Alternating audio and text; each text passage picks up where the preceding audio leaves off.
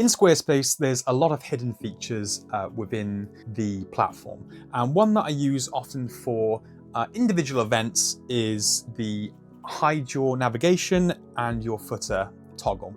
Now, this is really handy if you don't want it to be connected to the rest of the site. Maybe you're setting up a 404 error page, maybe you're doing a redirect from a form, but it's just a little way of turning off the navigation and the footer. So to turn off either the navigation or the footer on your website, it's quite simple. So what you'll need to do is come over to your page. So in this case, it's the Let Loose page on my projects.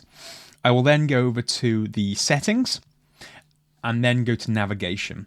And what you'll do is you'll turn off the header and the footer. So I'll just show you. So at the moment they're turned off, so I'll turn them back on. And these will appear at the top of the site. So as you can see, the footer is also pulling in as well. But if I go back into the settings, I'll find my page again.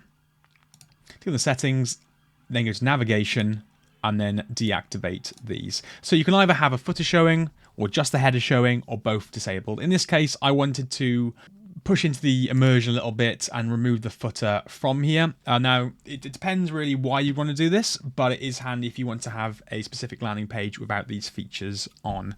Now, this won't change any of the other pages on your site. It's just for those pages. So as you can see here on a different projects page, the header is pulling in as needed, and so is the footer. It's only on this page that the header and the footer are removed from the site. If you need help building your Squarespace website, then please get in touch at pixelhaze.studio.